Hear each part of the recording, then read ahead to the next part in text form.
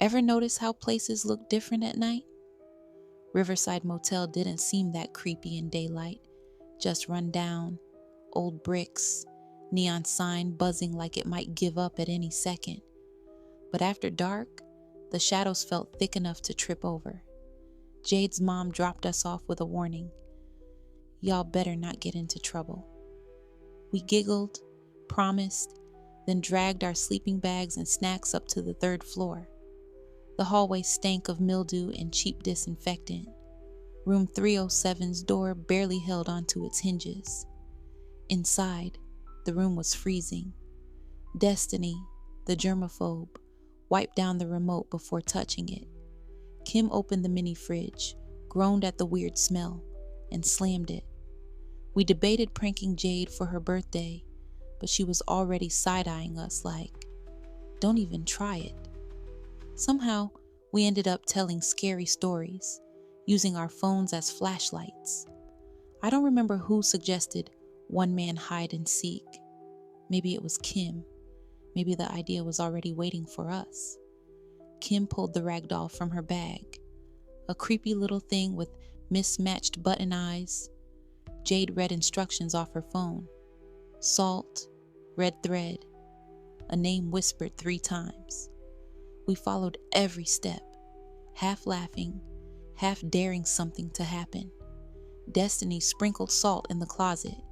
Kim took the doll into the bathroom. The pipes knocked somewhere in the wall. We all jumped. Old building, Jade muttered. We started the game at 1:03 a.m., just like the videos say. Kim vanished into the bathroom. The rest of us huddled on the bed, nerves making us hyper. We heard water running, then the faucet squealed and stopped. Silence. Too long. Suddenly, the bathroom door rattled hard, like someone was slamming into it from the inside. We heard Kim's voice muffled. Let me out. Jade ran and yanked the door open. Kim stumbled out, wet and shaking, swearing she saw the doll move in the tub. We locked the doll in the closet, stuffed a chair in front of it for good measure. Kim couldn't stop glancing at the door. Destiny checked her phone, then the TV. Both flickered with static. Can we just not play anymore? I asked, trying to lighten the mood. That's when we heard scratching, soft, like nails on wood, from inside the closet. We turned up the TV, but the scratching grew louder, insistent, like something desperate to get out. To distract ourselves, we tried FaceTiming our friend Mia, who couldn't make it. She answered, blurry and annoyed. Y'all acting scary for real? We laughed, but then Mia's expression froze.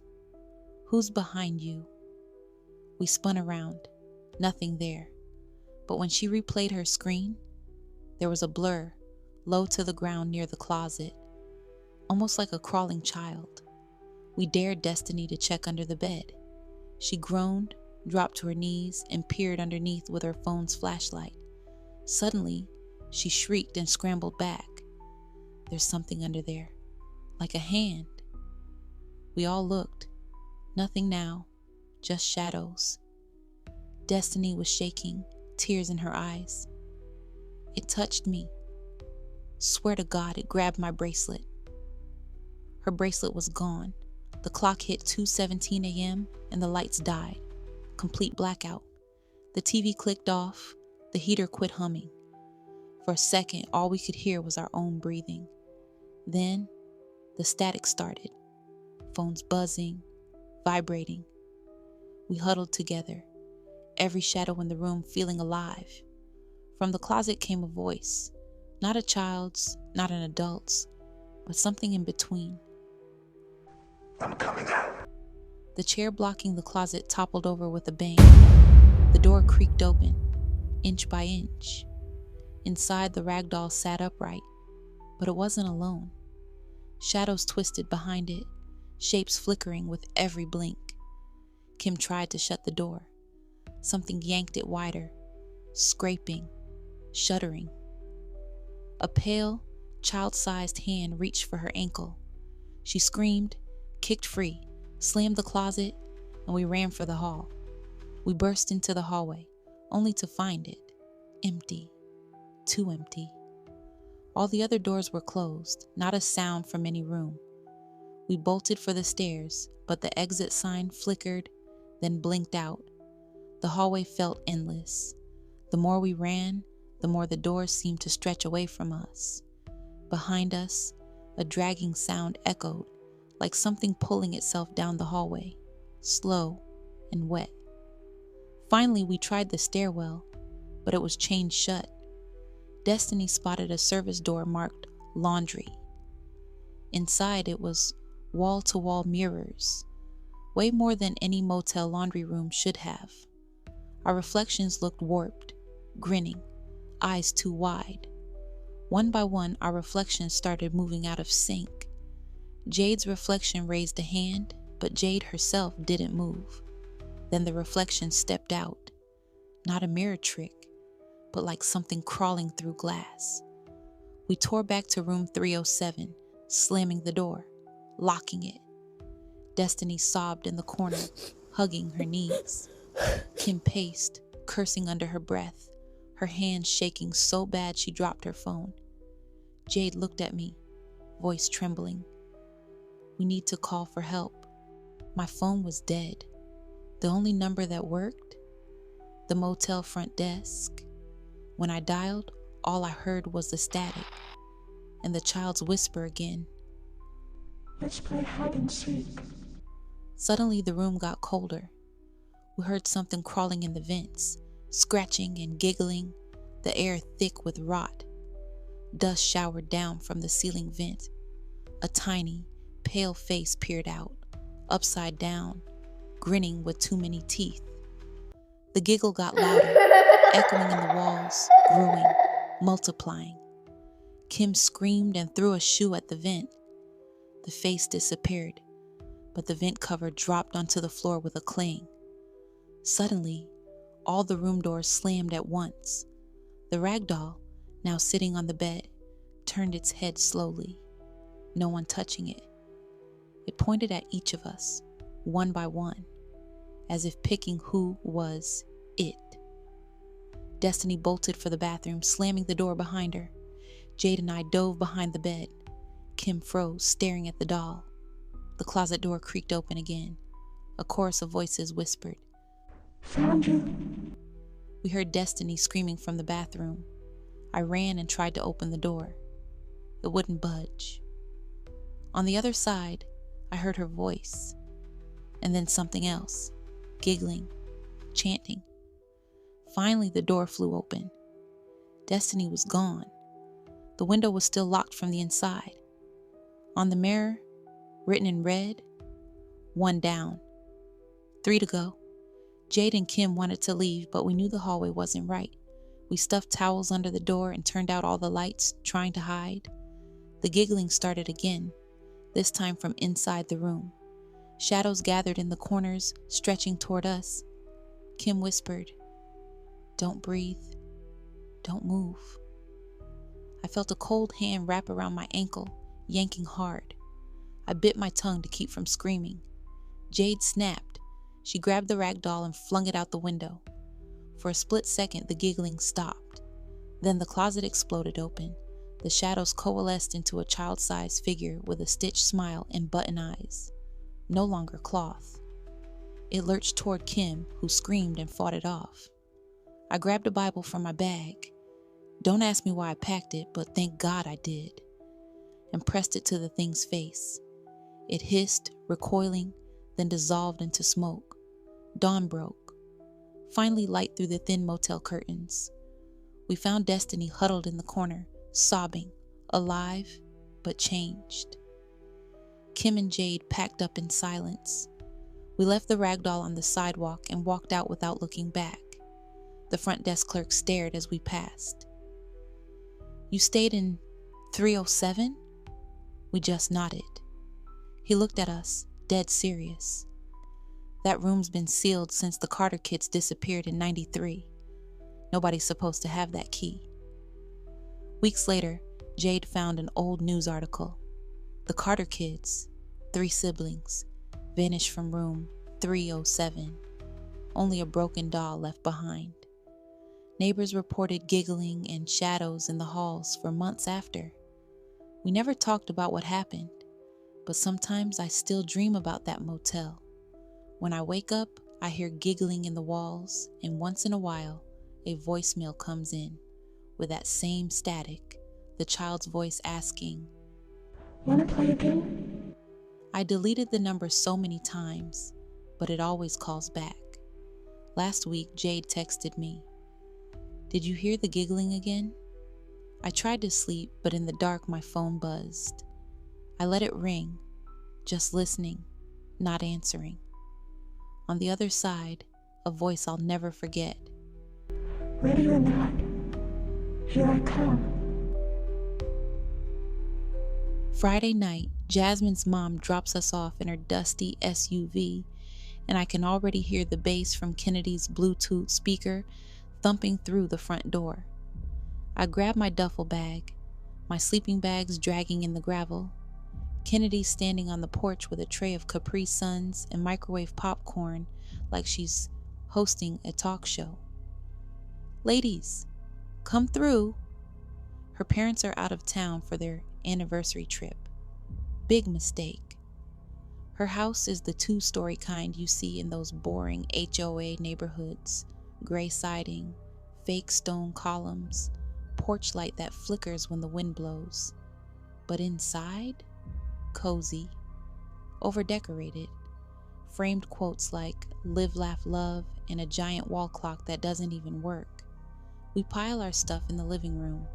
Sleepover tradition, horror movies, junk food, and whoever falls asleep first gets their face sharpied. Kennedy's proud of the retro vibe she's setting.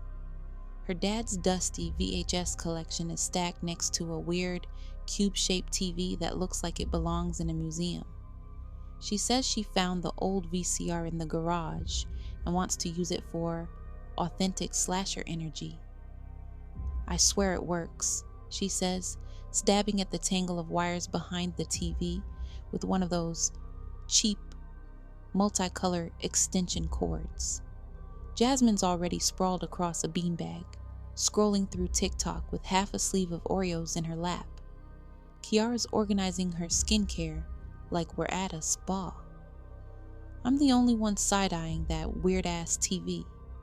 It hums when it turns on, like it's breathing. The movie's some obscure 80s slasher with bad acting and way too much fake blood.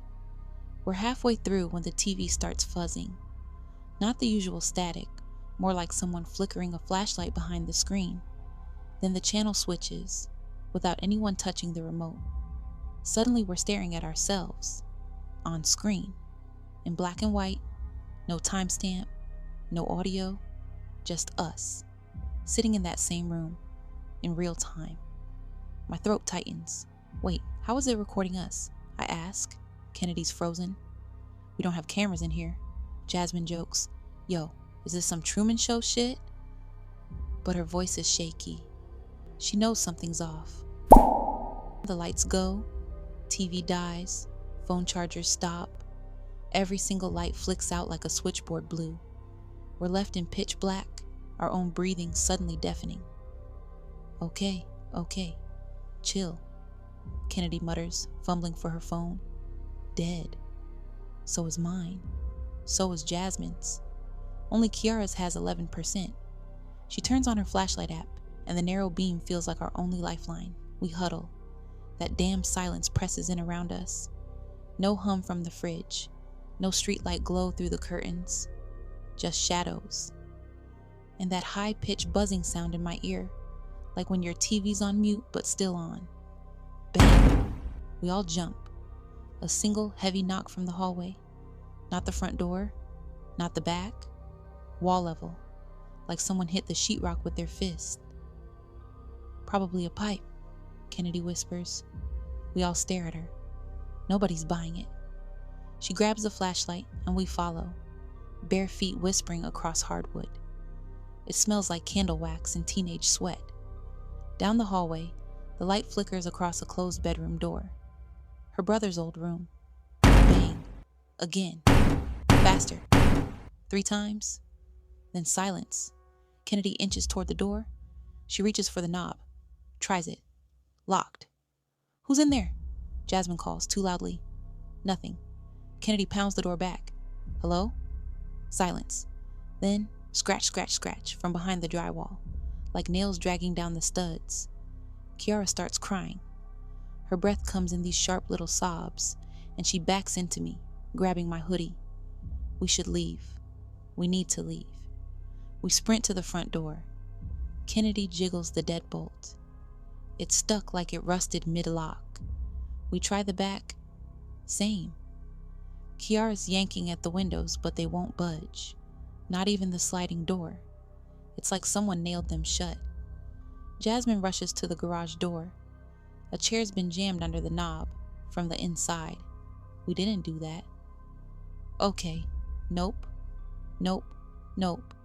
Nope. Jasmine says, pacing. I step into the living room again and feel something shift in the air, like pressure changing. The curtain to the back window ripples. There's no wind.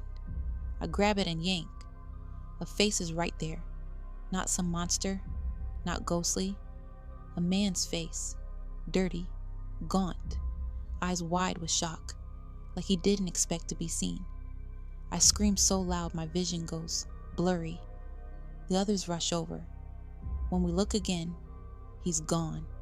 Kennedy, shaking now, says her dad thought they had raccoons in the attic. Said he'd heard things moving. Thought nothing of it. That's when we realize the attic entrance is right above that bedroom door, the one that was locked. She grabs the fireplace poker. Jasmine takes a lamp. I grab a broom. We're done playing victims. We stack a footstool under the ceiling latch. Kennedy climbs up first, pushing the attic door open with the poker. The smell hits us immediately. Musty, damp, like sweat and mold. Her flashlight pans the space. Dust floats like ash in the beam.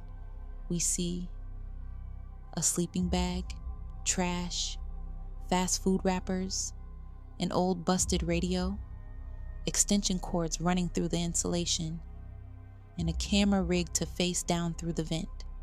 Pointed at the living room, Jasmine whispers, "Y'all, he's been watching us." That's when a hand bursts out from the shadows and grabs Kennedy's leg. She screams, flails, kicks free and tumbles back onto us.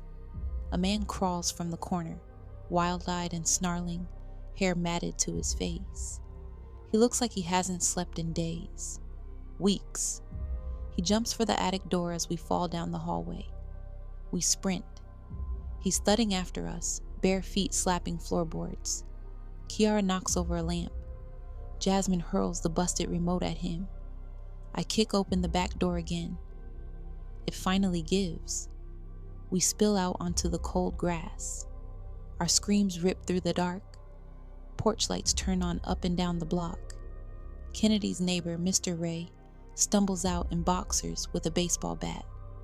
The man retreats back into the house like a rat caught in a trap. Police come, guns drawn. He's still inside when they arrive, sobbing in the corner of the attic. Turns out he's been living there for months. Homeless, watching Kennedy's family, sneaking food while they slept, hiding in the crawl spaces during the day. The VCR was his, hooked up to a makeshift surveillance loop. He never wanted to hurt anyone, but something snapped. They arrest him. He doesn't say a word. Kennedy's parents cut their trip short. They move within the month. And me? I stopped going to sleepovers after that. Now, even in my own house, I check every closet, every vent, every ceiling tile. Because sometimes the monster doesn't hide under the bed. He hides in the walls.